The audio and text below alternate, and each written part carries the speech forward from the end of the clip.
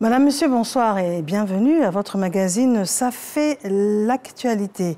Les mouvements migratoires ont toujours existé entre les pays subsahariens, le Maghreb, en transit pour une destination plus lointaine, l'Europe et certains pays du Golfe.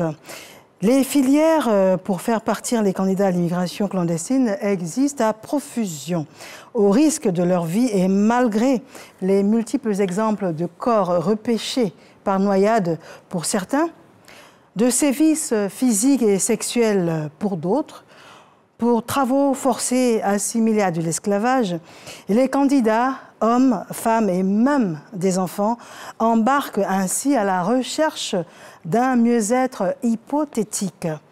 Aujourd'hui, la Côte d'Ivoire, hub économique de la sous-région, est un Eldorado pour bon nombre d'étrangers. Pourquoi donc les candidats à l'immigration clandestine, supposés ivoiriens?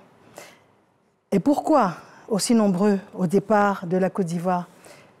Année de la jeunesse en cours, l'insertion, la réinsertion des jeunes, une priorité pour le gouvernement.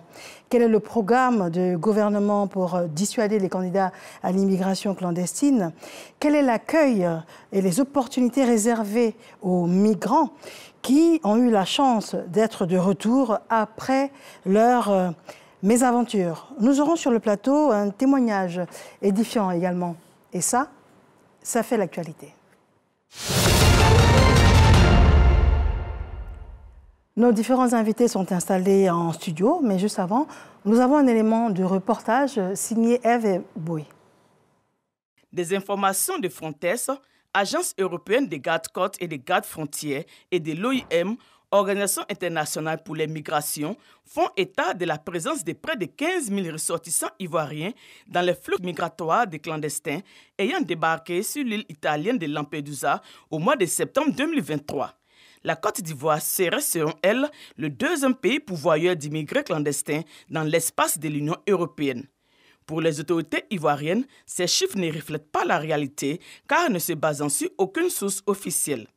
Face à ces informations abondamment relayées par voie de presse, Wagondo Diomandé, ministre de l'Intérieur et de la Sécurité, monte au créneau. Le 2 octobre 2023, il était face à la presse pour dénoncer ces accusations. Les chiffres officiels émanant des attachés de sécurité intérieure déployés auprès des ambassades de France, d'Italie, d'Allemagne et de Belgique sont les suivants.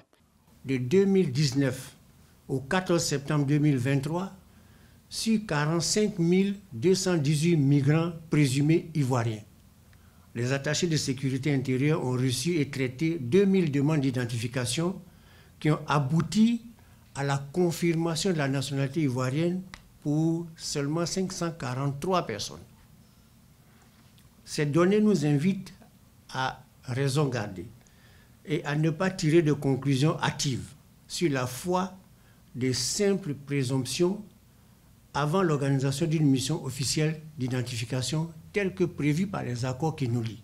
Selon un rapport de l'OIM en 2017, en Côte d'Ivoire, la première ville de départ à la migration clandestine est Abidjan, puis Daloa en deuxième position. Cette problématique constitue un défi majeur pour le gouvernement ivoirien. Face à l'immigration clandestine, plusieurs mesures sont prises, entre autres, sensibiliser les populations contre les dangers de la migration irrégulière, encourager le retour volontaire des Ivoiriens, lutter contre les filières exploitant la misère des migrants, créer des emplois pour les jeunes afin de les retenir sur place. De retour en studio, nous recevons nos différents invités.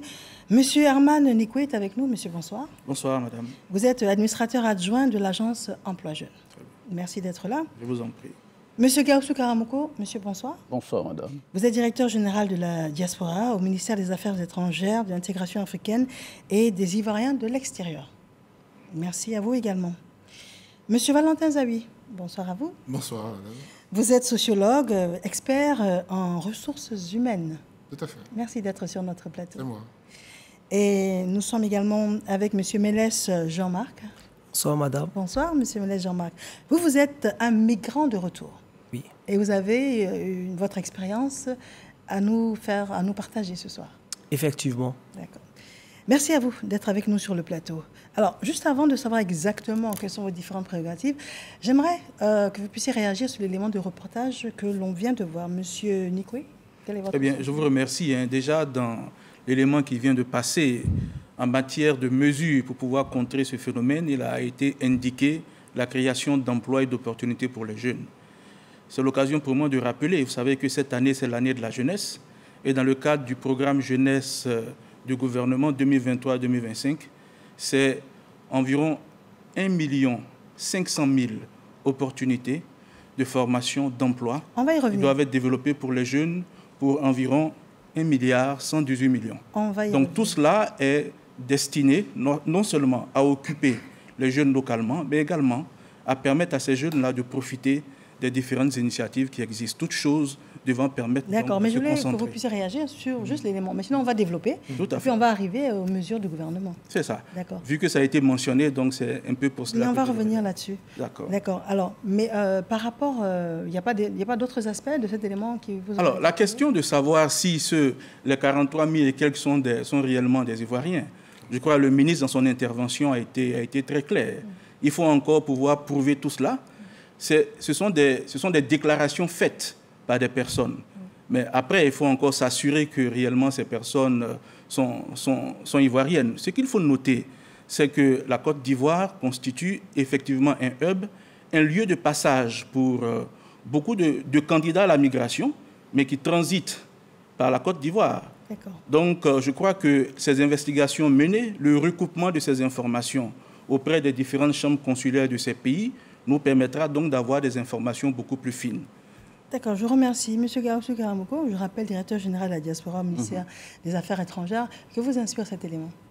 Je voudrais juste compléter l'information que donne M. le ministre. En réalité, aujourd'hui, après vérification, après comme ça, je l'ai dit, on ne peut pas vous dire clairement qu'il y a des Ivoiriens qui étaient dans ces embarcations vers l'Italie. On ne dit pas qu'il n'y avait pas d'Ivoiriens. On ne peut pas dire qu'il y a des Ivoiriens non plus. Pour la simple raison que depuis les événements jusqu'à aujourd'hui, les centres d'hébergement dans lesquels se trouvaient les migrants sont presque vides. Et il y a un document qui dit la Côte d'Ivoire et l'Union européenne. C'est un accord qui s'appelle le document partagé, qui permet aux États, notamment européens et la Côte d'Ivoire, de tout traiter ensemble les questions d'identification. Dans ce document, il est bien indiqué que quand un pays européen a des migrants sur son sol, et que ces migrants déclarent une nationalité quelconque, que c'est ce pays européen en question, en l'occurrence l'Italie dans ce cas de figure, adresse une requête à l'ambassade de Côte d'Ivoire dans le pays, notamment en Italie, pour que l'ambassade à son tour mette à contribution les services dédiés, notamment les attachés de sécurité intérieure, qui travaillent en parfait accord avec l'Italie pour définir les identités des uns et des autres. Aujourd'hui, ce matin, j'ai pris le temps de vérifier tout ça avant de venir. Jusqu'à aujourd'hui, on ne peut pas vous dire qu'il y avait des Ivoiriens en Italie, parce que ces centres aujourd'hui sont presque vides. Ce n'étaient pas des centres de détention, c'était juste des centres d'hébergement, donc les gens étaient en toute liberté. Après plusieurs jours, évidemment, ils ont pu prendre d'autres circuits. Les centres sont presque vides. Il n'y a pas d'Ivoiriens aujourd'hui authentifiés comme tels dans des camps en Italie. Donc c'est vraiment des présumés, des présomptions. Présomptions, d'accord. Tout à l'heure, vous allez nous expliquer pourquoi est-ce que ces migrants allaient se prévaloir de la nationalité ivoirienne. Ça également, on peut chercher à comprendre. Monsieur Xavier Valentin, bonsoir à vous, vous êtes psychologue et puis expert en ressources humaines. Alors, vous, c'est beaucoup plus pour nous dire ce que l'on peut penser, comment l'on peut interpréter un peu le comportement social dans la société, également de ces différentes personnes. Oui, je vais répondre à votre question, mais j'ai envie de réagir aussi à la ministre Vangondo, au nom du gouvernement de Côte d'Ivoire. C'est une très bonne chose parce que ça fait quand même quelques années qu'on entend que la majorité des immigrés sont des Ivoiriens. Et pour l'image du pays, ça posait quand même question. Donc aujourd'hui, le gouvernement décide de réagir et de mener des enquêtes pour savoir exactement ce qu'il en est. C'est une excellente chose parce que bon, on a quand même vu des vidéos où les gens disent qu'ils sont ivoiriens, mais quand ils parlent, on est ivoirien, on connaît notre accent. Manifestement, ce n'est pas l'accent ivoirien. Donc, j'aimerais saluer cette action du gouvernement parce qu'il était quand même temps, parce que comme pour l'image du pays, ce n'était pas du tout intéressant, qu'on clarifie les choses. Cela dit, il faut juste faire observer que aller et venir, c'est un droit légitime de chaque citoyen. Donc, on peut se déplacer, on peut aller en France, on peut aller aux États-Unis. Il y a l'immigration régulière qui, par définition, ne pose pas de problème, puisque là où je peux partir, j'ai rempli les conditions. Et puis, il y a malheureusement l'immigration clandestine, donc irrégulière, donc illégale. C'est de ça qu'on parle ce soir. Et bien entendu, pour répondre maintenant à votre question, écoutez, il y a plusieurs raisons. à la base, il y a ce qu'on appelle même le déterminisme psychosociologique. Pour faire simple, il y a des familles, chez nous comme ailleurs en Afrique, où on a décidé que l'enfant doit aller en Europe. Oui. Parce que sa vie, son avenir est là-bas. Donc, quel que soit ce que vous allez faire pour le retenir, il est établi clairement dans son esprit que lui, il faut qu'il parte. Alors, c'est juste, ça fait bien aux yeux de tout le monde ou bien c'est pour un lendemain meilleur? Ben, ça fait peut-être bien aux yeux de tout le monde. Il y a surtout que peut-être que les parents sont convaincus que c'est là-bas qu'il y a beaucoup plus d'argent que chez nous. Ce qui n'est pas toujours vrai. Parce qu'on est quand même en Côte d'Ivoire, on sait les ressources que nous avons. C'est parce que ce pays est riche que d'autres frères viennent d'ailleurs pour venir s'installer ici. Donc oui, on peut en discuter pendant des heures. Mais le fait est que il y a cette catégorie de personnes qui ont estimé que c'est là-bas ou rien du tout. Et puis à côté, il y a ceux qui estiment qu'il n'y a pas des opportunités pour eux. Donc ils ont peut-être essayé et puis ils estiment que non, ils ont du mal à s'en sortir. Donc il faut qu'ils aillent voir ailleurs. Et puis il y a, en règle générale, les gens vont chercher à partir quand il y a des problèmes au niveau sécuritaire ou au niveau des conditions de vie. Mais bon, après, la question aussi qu'on peut se poser, c'est... Parce que je pars du principe que partir d'Abidjan pour Paris, avec certaines compagnies aériennes, à moins de 400 000 francs, on peut partir. Les gens, ils vont laisser ça pour aller dépenser parfois plusieurs millions en passant par la terre et en s'exposant. Parce qu'ils estiment qu'ils ne répondent peut-être pas aux conditions qui sont exigées pour avoir une entrée régulière dans voilà, le pays destinataire. Alors, avec toutes ces interrogations, nous avons un exemple, un témoignage vivant d'une personne qui est donc partie à l'aventure au départ de la Côte d'Ivoire pour un lendemain meilleur. Alors, en quelques termes, qui êtes-vous, M. Mélès? Alors, M. Mélès, à l'état civil, c'est Mélès Panis Jamac. Et déjà, je suis NS migrant. Voilà, je suis venu en Côte d'Ivoire sur le programme du retour volontaire initié par l'État de Côte d'Ivoire. Déjà, on veut comprendre pourquoi vous êtes parti. Je suis parti déjà à la base. Vous êtes parti où? En Tunisie. Vous êtes parti en Tunisie? C'était en 2015. 2015, le 9 juillet 2015. Pourquoi vous êtes parti? Je suis parti parce que après la crise post-électorale, j'ai voulu voir ailleurs. Parce que j'ai postulé. Vous avez voulu voir ailleurs. Comment vous êtes parti? Comment je suis parti, j'ai essayé de faire des activités et aussi des amis aussi m'ont aidé, ils m'ont complété. Et quand, vous avez mis combien de temps pour élaborer ce programme, pour pouvoir ramasser de l'argent pour partir? J'ai mis quelque chose de 3 ans. Presque 3 ans. Donc pendant 3 ans et même avant, vous nourrissiez le sentiment, la volonté de partir. Effectivement. Et pourquoi? Quel sentiment vous animait ici en Côte d'Ivoire qui vous poussait à partir dans un contexte d'immigration illégale? Alors déjà ici, il y a des amis qui sont partis en Tunisie et d'autres aussi qui ont pu, par chance, entrer en Italie. Et voyant aussi les vidéos, voyant aussi, déjà, ils donnent des informations. Ah, voilà, je suis passé par tel monsieur pour arriver. C'est des bouches à oreille. Et voilà, moi aussi. Et ça m'a tenté. Ça m'a tenté. Et là aussi, ceux qui sont dans ces réseaux, ils vont pas te dire la vérité. On te fait croire que non, mais non seulement si tu arrives en Tunisie, voilà, et l'argent, c'est mieux qu'en Côte d'Ivoire, tout, le travail est bon là-bas. C'est quand tu arrives sur le terrain que tu vois, donc voilà, c'est comme tout. Mais pourquoi ne pas avoir essayé de partir dans un contexte légal? Voilà, et je n'ai pas cherché même parce que déjà, je me dis non que le visa, c'est tout... voilà, ce n'est pas facile. C'est que je n'ai même pas cherché même à prendre des renseignements, aller dans une ambassade pour prendre des renseignements. Moi, j'ai opté en même temps pour ce que mes amis m'ont dit, c'est que même les réseaux de ceux qui sont à la base de ça, et ce qui te font croire. Et la destination finale, c'était la Tunisie ou ce n'était qu'une transition? La Tunisie, c'est que je me suis... Bon, premièrement, je transite par la Tunisie et là... Et je réunis tout ce qui est comme information et puis je vais à la traversée. Mais arrivé sur le territoire, tunisiens et j'ai vu donc que ce n'était pas ce qu'on m'avait dit. D'accord, et vous êtes parti en Tunisie, donc vous avez pris l'avion, vous êtes rentré régulièrement en Tunisie? Effectivement. D'accord, mais l'argent que vous avez amassé, c'était combien? 2 millions. 2 millions sur combien de temps? 2 millions sur 3 ans. D'accord, dernière question avant de donner la parole à nos aux autres invités. Mais ces 2 millions, pourquoi vous n'avez pas cherché à créer une activité génératrice de revenus plutôt que de prendre pour partir à l'aventure?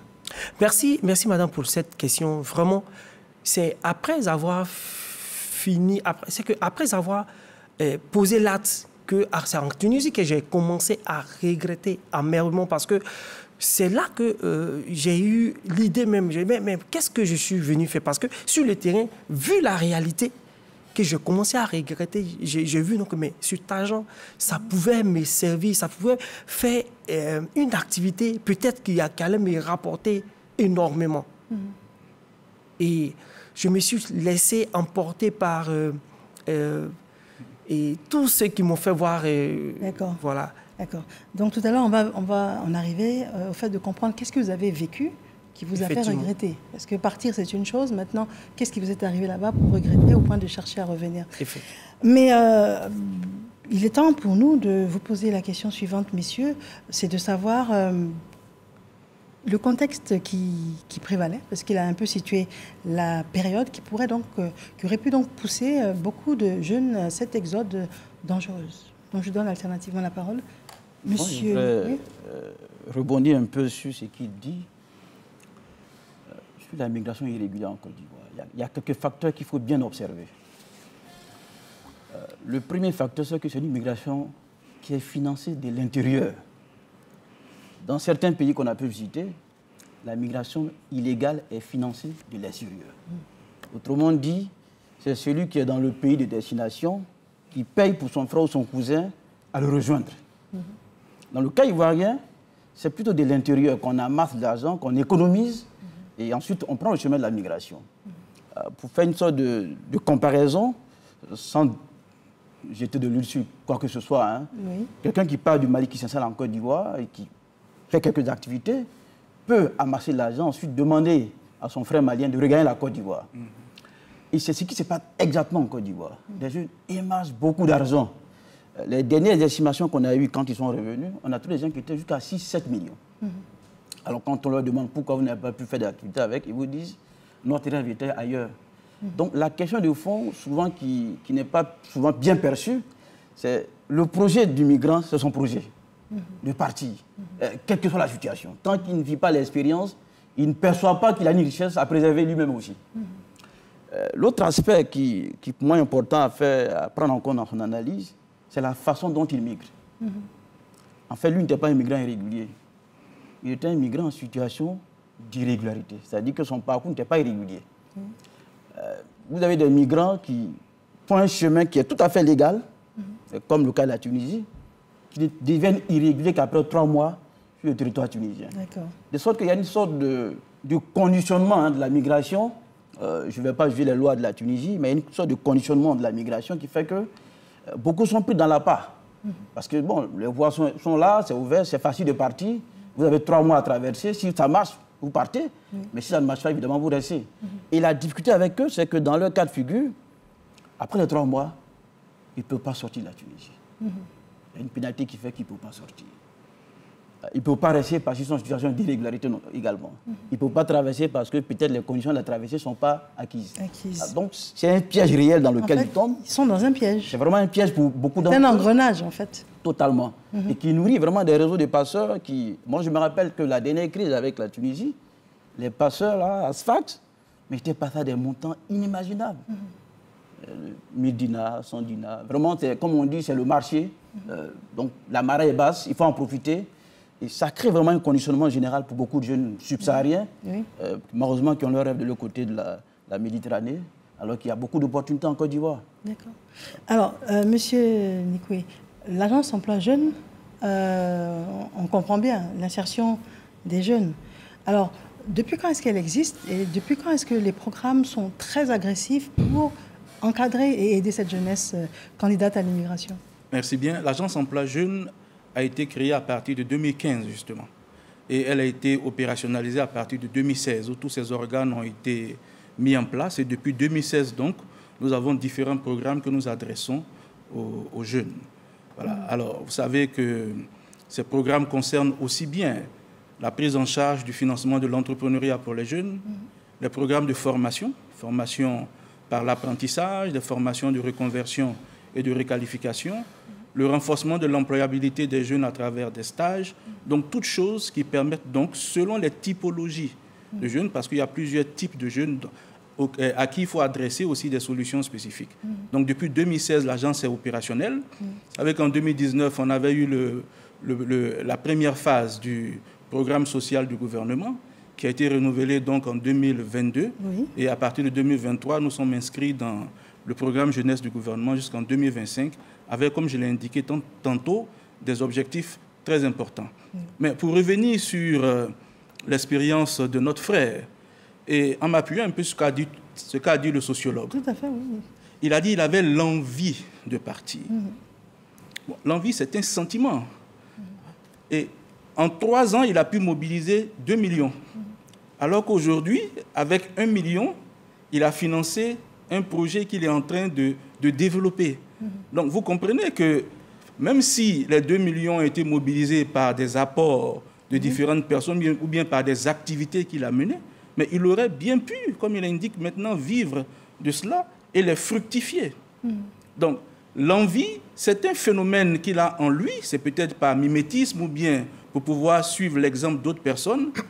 Malheureusement, il y a aussi une grosse ignorance pour ceux qui sont donc victimes de ces pièges, parce que non seulement c'est de savoir le parcours légal, que faut-il, mais c'est de prendre même des informations sur la destination. Parce qu'ils vont se retrouver confrontés à des situations. Et malheureusement, il y a aussi le poids social. Certains, quand ils y sont et que ça ne marche pas, ils ne peuvent pas revenir. Pourquoi? Parce que le quand dira-t-on. Quand c'est la famille qui a vendu ses terrains, qui a tout mis, qui a mis toutes ses économies dans son départ, mais vous comprenez que lui, là, quand il revient comme ça, on dira, mais il a échoué, c'est la honte. C'est la honte de la famille. Donc c'est ce qui fait la complexité de ce phénomène. Monsieur Valentin Zahui, alors le candidat à l'immigration, on comprend bien qu'il s'enferme dans une détresse psychologique? Oh, ça va dépendre parce qu'il y en a certains qui ont ce projet, mais qui en sont très très heureux. Et puis, tout à l'heure, je pense que M. Mélès n'est pas allé au bout de son idée parce qu'une chose est d'aller voir ailleurs, mais il y a une raison à cela. Ce qu'il ne dit pas et ce que moi je perçois en creux, je vais voir ailleurs parce que je pense que là-bas je peux me réaliser. Ce n'est pas juste l'envie d'aller voir ailleurs. Voilà, je n'ai pas sous son contrôle.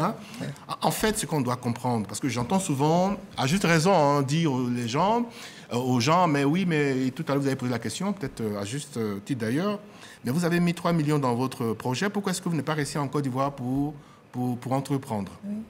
Je pense qu'il faut qu'on soit lucide. Des efforts sont faits par les structures dédiées de l'État, on ne peut pas le nier. Quand on parle d'améliorer l'environnement des affaires, en règle générale, c'est plus par rapport à l'extérieur, pour attirer des investisseurs. Ça, c'est une chose, c'est bon pour le pays. Mais le problème qu'on a en Côte d'Ivoire, parce qu'il ne faut pas se leurrer, combien de jeunes ont des idées qui peuvent faire de l'argent et qui ont des difficultés à trouver des financements? Parce que les banques, par définition, l'argent qu'elles ont, ce n'est pas leur argent. C'est l'argent de vous et moi, enfin, pour ceux qui en ont. Et donc, ils ont des critères, il y a des conditions assez difficiles, ce qui fait que, on le sait tous, ce n'est pas un secret d'État, les conditions qu'il faut pour octroyer des prêts sont tellement parfois difficiles que même ceux qui entreprennent, c'est la croix et la bannière. Ça, on a cette difficulté-là. Et je pense que ça convoque aussi la responsabilité de l'État qui doit réfléchir pour voir dans quelle mesure est-ce qu'on met en place des structures pour qu'on tienne compte de nos réalités. Parce que si, pour avoir un prêt, il faut des documents comptables, il faut somme des conditions que ceux qui veulent ne peuvent pas, ça s'est fait ailleurs. On peut analyser la situation et voir dans quelle mesure est-ce qu'on accompagne ceux qui veulent entreprendre, parce que c'est pas l'État a beau faire, mais l'État n'a pas trouvé de l'emploi à tout le monde. C'est le secteur privé qui produit de la richesse avec les emplois. Donc je pense que c'est un élément à prendre en considération dans l'analyse. Monsieur Nico, j'aimerais... C'est une question qui vous est directement adressée. Ce que je voulais préciser, c'est d'abord de nous dire qui est jeune. Ça, c'est pour commencer. On est jeune de quel âge à quel âge? Et puis, monsieur, je pense que Il est entre deux âges. Bon, quoique les hommes blanchissent très vite aujourd'hui, mais je pense qu'il est entre deux âges. Donc, il a peut-être même plus de 35 ans, je ne sais pas. Mais prenons le cas où il aurait plus de 35 ans. Pourquoi est-ce qu'il se réinsère? Parce que quand vous dites jeune, on se dit que c'est jeune, mais il y a des personnes qui ont 35 ans, d'autres qui en ont 45, 50, parce que les candidats à l'immigration, ça monte des fois jusqu'à 60 ans. Absolument. Alors, quelle est la stratégie, quelle est la politique mise en place? Et M. Zawi a expliqué qu'il fallait également avoir des documents pour avoir accès. Mais on a l'impression que vous êtes censé simplifier les choses. Alors, très bien, je crois. Il a dépeint un tableau, hein, je vais intervenir là-dessus. Mais déjà, on est jeune à partir de 16 à 35 ans, ça c'est le principe. Sauf que, alors, nous, on tient compte également de la sociologie de nos pays. Il a parlé tantôt de la crise de 2010 qui a fait que certaines personnes ont dû subir des situations sociales, des gens qui étaient à l'école, qui ont dû interrompre leur étude. Et ceux-là, aujourd'hui, vous ne pouvez plus les prendre en charge dans des programmes de 16 à 35 ans, il faut aller au-delà. Voici pourquoi dans la plupart de nos dispositifs aujourd'hui, on va jusqu'à 40 ans. Mais on a même des programmes spécifiques pour ceux qu'on appelle des seniors, de plus de 40 ans. Et quand, par exemple, quelqu'un vient à nos guichets alors qu'il a plus de 40 ans, ben, on les invite, ces personnes-là, à se mettre ensemble, construire des projets collectifs où on a une part de jeunes et puis une part de personnes qui soient au-delà. Mais il faut retenir qu'il y a des solutions spécifiques, même pour les plus de 40 ans. Alors, justement, le rôle de l'État et des structures comme l'Agence Emploi Jeunes, c'est justement de travailler sur cet environnement des affaires. C'est de développer des outils, des mécanismes avec tous les acteurs pour pouvoir faciliter l'accès au crédit, à la formation pour ces jeunes. Et aujourd'hui, les différents guichets que nous avons, je peux même vous en citer 3 déjà. Mais en plus de ces guichets, on a le guichet des 100 000 à 1 million de francs CFA pour les activités génératrices de revenus, de 1 million à 5 millions pour les micro et petites entreprises, et au-delà de 5 millions jusqu'à 50 millions en apport et financement. Et notre rôle, justement, c'est de faciliter l'accès. On a obtenu aujourd'hui, avec des partenaires financiers, des taux qu'on ne trouve nulle part ailleurs, 8% de taux de financement de projets, avec des accompagnements pré- et post-financement. Et nous, notre démarche, c'est vraiment la simplification des procédures. Il y a une chose qu'il faut quand même noter, c'est l'accès à l'information. Vous voyez par exemple que pour l'ensemble des programmes qu'on lance, on utilise tous les canaux qui existent. Mais en même temps, les jeunes et les demandeurs de projets, les entrepreneurs, doivent aussi venir à l'information. Aller à l'information, savoir comment se fait les financements et surtout tester les modèles. Derrière tout ça, il y a aussi ce qu'on appelle vous voyez, des gens restent dans leur compréhension, ils se disent, ils ne testent pas, mais ils disent non, ça c'est compliqué, je ne peux pas y accéder. Non, il faut venir à ces guichets. Enfin, sur la situation spécifique donc de monsieur, avec son aventure, les ressources qu'il avait au départ avant de partir, mais quand il revient de la migration, tel que c'est fait aujourd'hui, on a mis en place tout un mécanisme permettant même de trouver des solutions, je vais dire, spécifiques à cette cible, prenant en compte aussi bien ceux qui rentrent dans la tranche d'âge jusqu'à 40 ans, mais ceux qui vont au-delà de 40 ans. Alors, pour pouvoir accéder à ces financements. Le processus que vous nous avez expliqué, ça c'est en amont, ça concerne... Ça c'était en amont. C'est en amont. Oui. D'accord, donc on va vous donner la parole parce que bientôt on va parler de pourquoi vous êtes revenu et comment vous êtes revenu. Mais juste avant, j'aimerais que vous puissiez nous dire, c'est peut-être difficile, mais est-ce qu'il y a des chiffres pour estimer les candidats à l'immigration au départ de la Côte d'Ivoire? Je mettrai plutôt l'accent sur des retours. Pendant la crise évidemment tunisienne, l'État a fait revenir 1530 personnes. Il y a eu la crise du Soudan également, mais qui n'étaient pas des migrants au sens d'aventuriers, c'était des étudiants pour la plupart dans des systèmes arabophones. Il y a 45 qui sont revenus du Soudan. Il y en a aussi au Niger, mais qui étaient de véritables migrants, expulsés dans le désert avec la frontière algérienne et autres. Au total, on a fait 1667 personnes que l'État a fait revenir depuis mars jusqu'à maintenant. Mais il y a les structures qui accompagnent aussi, l'OIM et bien d'autres structures, des partenaires techniques et financiers, comme on dit. Aujourd'hui, on a 1113 personnes qui sont revenues par ces moyens-là. Il y a des gens qui en combien de temps? Depuis janvier. Depuis janvier. Depuis janvier jusqu'à maintenant, 1113 personnes. Et vous avez ceux qui viennent par leurs propres moyens qu'on ne peut pas forcément quantifier. Moi, j'entends souvent des témoignages de gens qui sont partis, qui à un moment donné ont compris qu'il fallait revenir. ont cherché des voies de retour qui sont revenus. Alors, mais je voudrais quand même insister sur un aspect qui me semble important. Ça a été un peu évoqué, c'est la question psychosociale. Oui. En réalité, les modules de la migration, si on met l'accent sur l'aspect financier qu'il ne faut pas exclure, parfois on tourne un peu en bourrique le sujet. Oui. Beaucoup vont en migration sous le poids social, sous le poids des idées qu'on a reçues. J'ai tellement de témoignages que moi je reçois tous les jours que souvent quand tu analyses, les montants qui sont injectés sont tels, bon, 2 millions c'est relativement même réduit pour moi. Les montants sont tellement énormes que beaucoup vont parce qu'ils ont entendu beaucoup de choses. Et c'est pourquoi moi je voudrais, à la suite de ce que dit mon collègue du ministère de la promotion de la jeunesse, que tout ce qui est fait en Côte d'Ivoire, sans exception, je prends l'ensemble des ministères, c'est-à-dire tout ce qui est fait en Côte d'Ivoire, pour moi, indirectement ou directement, c'est de la lutte contre la migration irrégulière. Beaucoup vont, ils vous disent, on va en Europe parce que c'est beau, parce que ça brille, parce que l'image qu'on reçoit à travers les médias de ces États nous séduisent. On veut aussi aller voir. Il y en a qui vous disent, au-delà de ces images, j'ai beaucoup de témoignages qui disent que là-bas, la vie est plus facile. On peut se faire des sous le plus rapidement possible.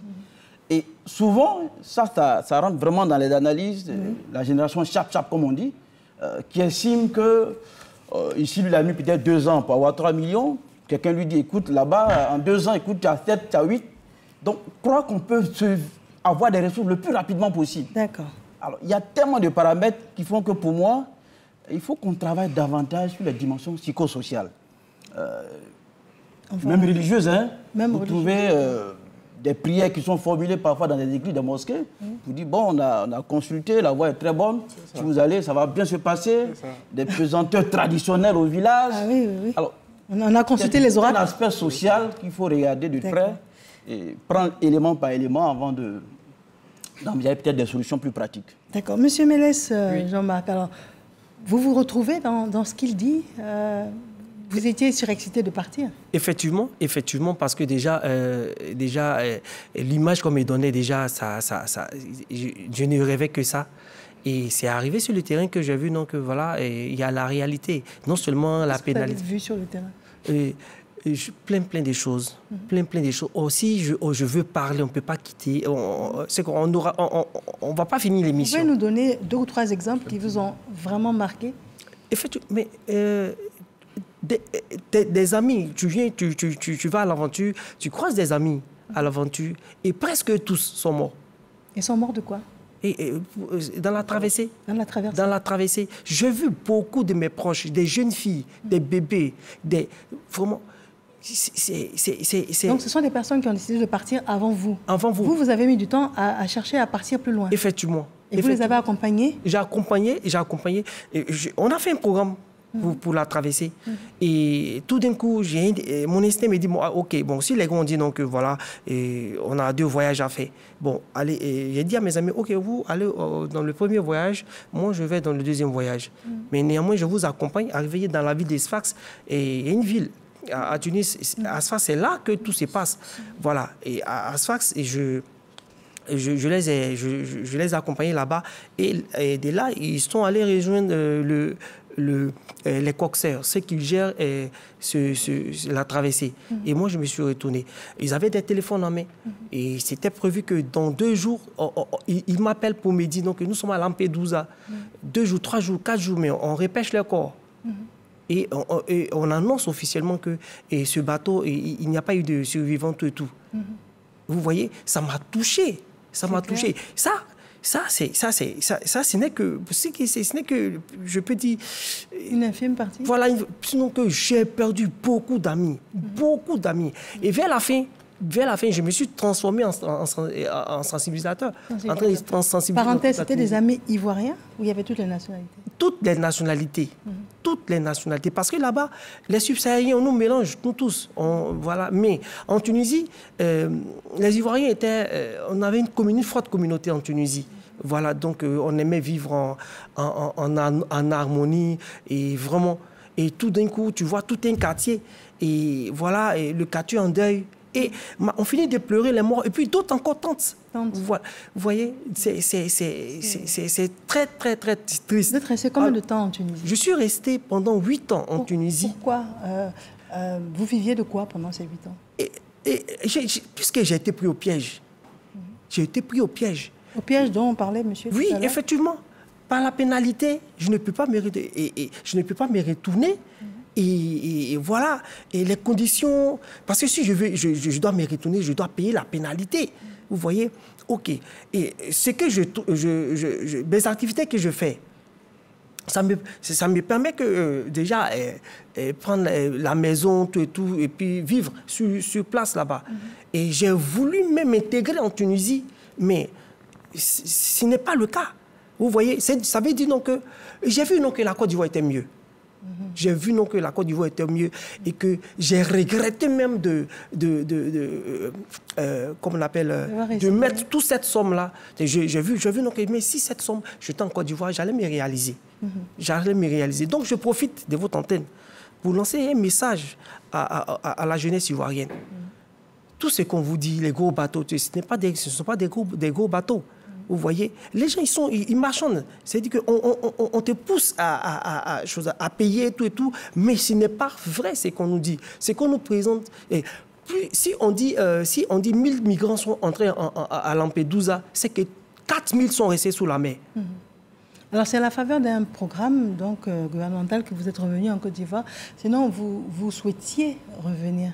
Effectivement, j'étais en train de penser au retour et ça coïncidait avec les événements.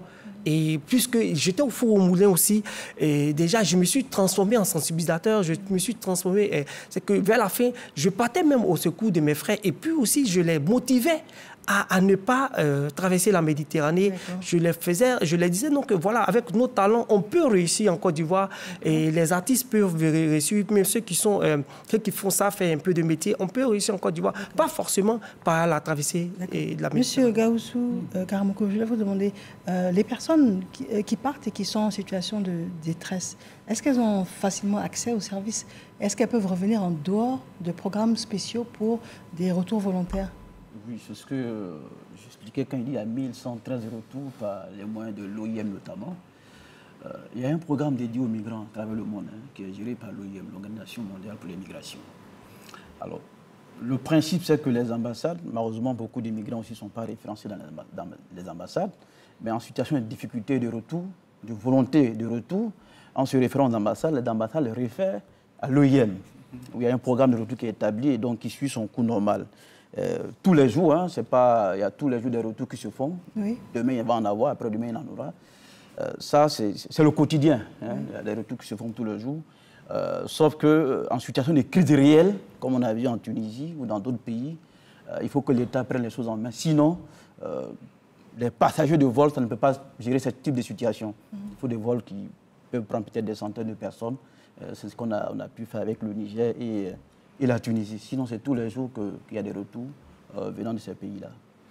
D'accord. Alors, vous souhaitiez apporter des propos complémentaires?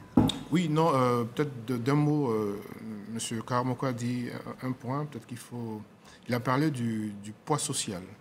C'est vrai que c'est ce que j'appelais le déterminisme qui fait que forcément on veut aller ailleurs parce que c'est là-bas que la pelouse est forcément plus verte, ce qui n'est pas toujours vrai. Mais à côté de cela, je pense aussi que... Et ça, c'est le rôle aussi comme on dit, peut-être de services publics comme les vôtres, d'éduquer les masses, de donner les bonnes informations. C'est vrai que le SMIC aujourd'hui en Côte d'Ivoire, il a 115 000 francs. On parle de très tôt longtemps à 33 000 francs. Et au fur et à mesure, on est arrivé à ce stade-là. C'est peut-être pas grand-chose par rapport aux réalités, mais c'est quand même des efforts ont été faits. Quand quelqu'un estime que j'ai un SMIC de 45 000 francs, 75 000 francs pardon, en Côte d'Ivoire, et que je vais aller en France où j'aurai un SMIC de un peu plus de 1 200 €, environ 800 000 francs CFA, pour eux, c'est beaucoup d'argent.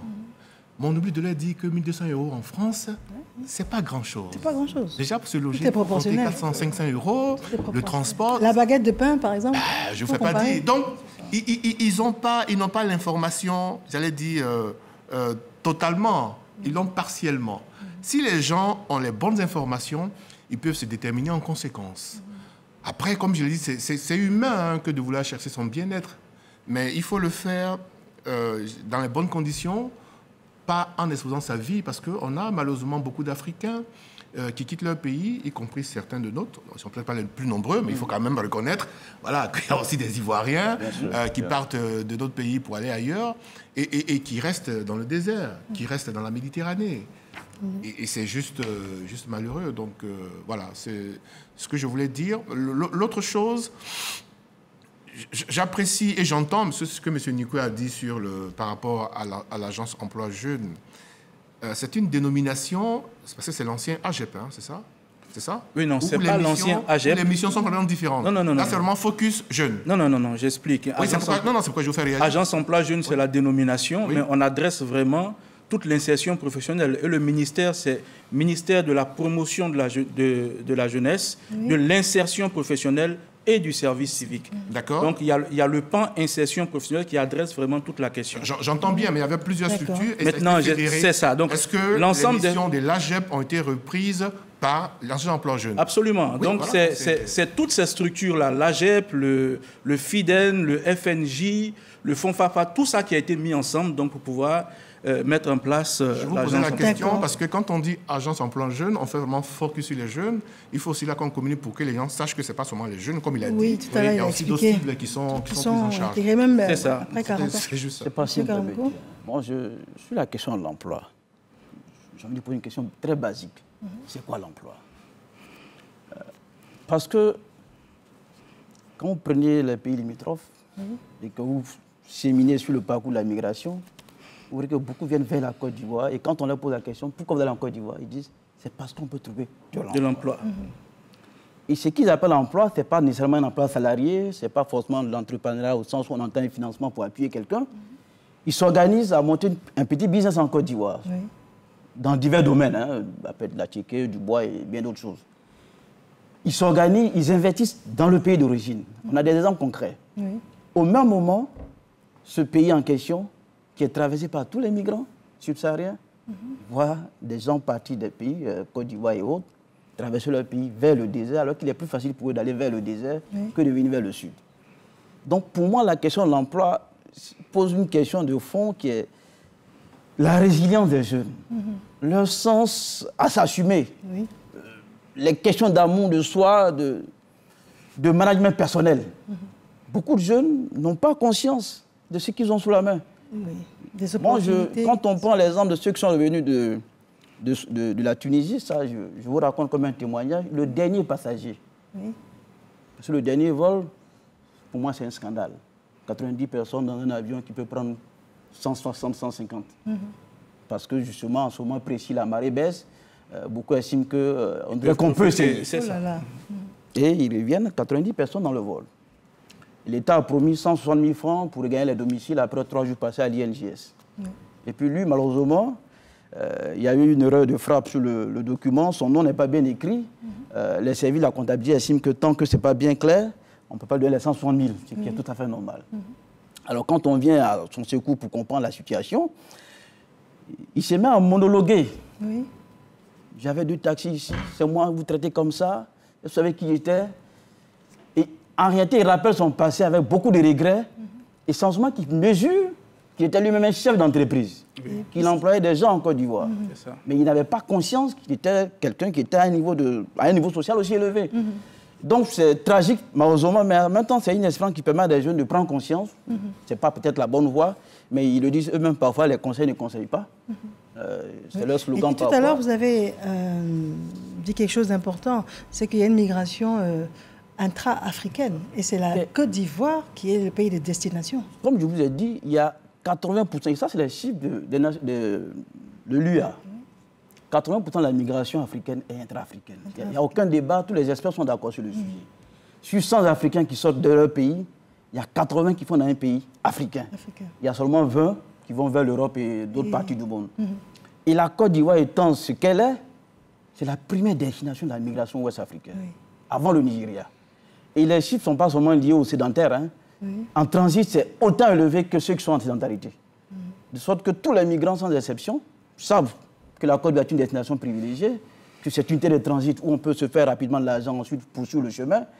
À défaut qu'on dise, même si on n'est pas ivoirien, parce qu'il y a aussi un trafic, malheureusement, de documents qui existent, qui ont des passeports ivoiriens, qui présument de cela pour dire, bon, en cas de besoin, je peux retourner en Côte d'Ivoire. Donc, à défaut, et je vous dis, madame, la Côte d'Ivoire réunit à elle seule, et de façon simultanée, ce que les autres pays vivent de façon individuelle. C'est-à-dire que la Côte d'Ivoire vit exactement ce que vit la Tunisie. À la différence que ceux qui viennent ici, ce n'est pas par le désert, on ne le voit pas, mais il y a une mobilité transfrontalière qui est intense, qui est énorme et qu'on n'évalue pas. On vit exactement la même situation que l'Italie, qui est souvent très choquée parce que le nombre monte. Quand on retrouve à 14 000, 15 000, 16 000, évidemment, c'est très choquant. Mais nous, c'est au quotidien. Et comme on respecte les normes de la CEDEAO, question de libre circulation, on ne les appelle pas des migrants. Le terme migrant n'existe même pas dans le jargon ivoirien. Il n'est pas toujours réciproque. C'est ça. Ce sont des frères qui viennent. Oui, ce sont des frères. Ils peuvent rentrer, ils peuvent sortir. C'est un modèle d'intégration vraiment réussi. L'autre chose, on vit exactement la même espérance que la France, parce que la destination des destinations, c'est bien la France. Et la Côte d'Ivoire en Afrique de l'Ouest, c'est aussi la destination des destinations. Donc tout ça fait que c'est une question que l'Ivoirien vit au quotidien. Il y a un travail à faire pour, par tous, juguler cette question. D'accord. Alors, nous avons un deuxième élément à vous proposer. L'année de la jeunesse, on y est. Qu'attendez-vous de l'État pour régler définitivement ce problème d'immigration irrégulière? On a posé la question, ça et là. Nous vous proposons les reportages de F. Boué. Par manque de moyens, il y a d'autres qui veulent aller de l'autre côté pour s'essayer là-bas. Donc, si l'État pouvait générer des fonds pour tous ces jeunes qui veulent entreprendre, ça serait une bonne chose. Embaucher beaucoup de jeunes parce qu'il y a plein qui ont des diplômes qui ne sont pas embauchés, qui sont là comme ça. Il faut favoriser la formation et l'éducation. La formation, parce que si chacun a des aptitudes, on pourra créer des entreprises ici. Et puis aussi libéraliser beaucoup de secteurs pour que chaque jeune puisse avoir quelque chose à faire et puisse exceller dans ce qu'il fait. Je pense que c'est la recherche de l'Eldorado qui pousse les jeunes à immigrer, alors que là-bas aussi, ils ont leurs problèmes.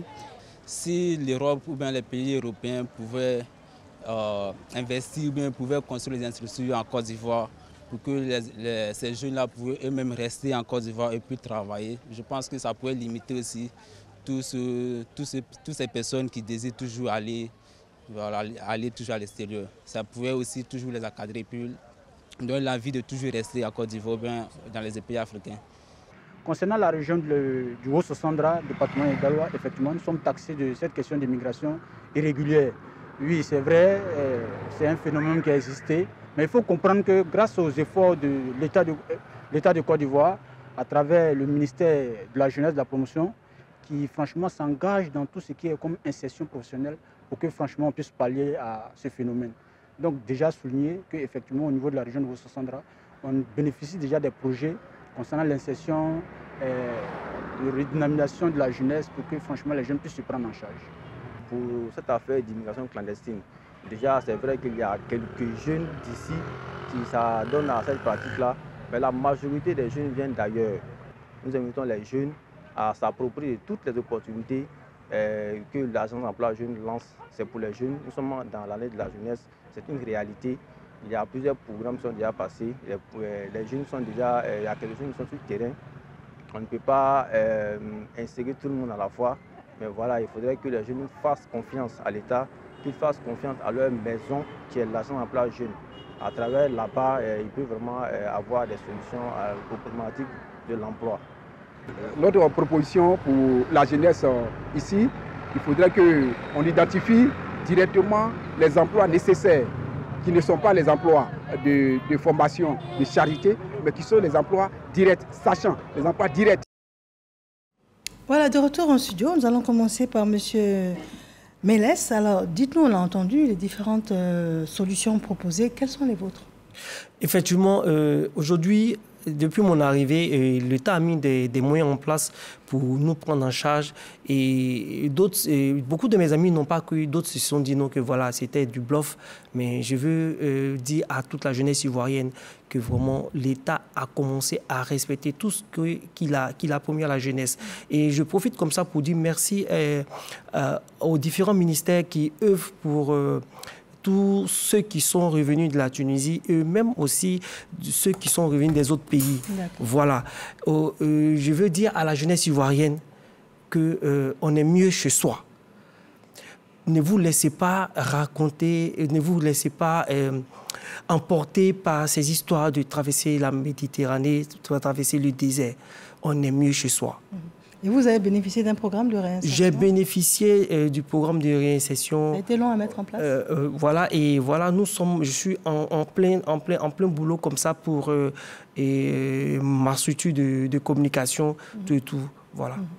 D'accord. Et vous regrettez d'être Je ne regrette pas. Je regrette d'avoir tenté l'aventure parce qu'il fallait que je parte pour voir que la Côte d'Ivoire est le mieux au monde, le pays le mieux au monde. Je sais de quoi je parle. Je sais de quoi je parle. Ici, actuellement, avec l'Agence Emploi Jeune, avec tout ce que l'État a mis en place, vraiment, c'est quelque chose de bien. Donc, j'invite toute la jeunesse ivoirienne à se déplacer, à aller dans les agences Emploi Jeune pour vraiment prendre plus de renseignements. Ils verront. D'accord. Monsieur Valentin Zawi, les propositions ont été données. Quelles sont les vôtres? La même question. Non, mais comme je l'ai dit, je pense qu'il y a... D'abord, il faut qu'on comprenne ce que les Africains, malheureusement, beaucoup n'ont pas compris. Ce continent est le continent de l'avenir. Les autres savent ce que vaut l'Afrique, ce que, voilà, les ressources que nous avons.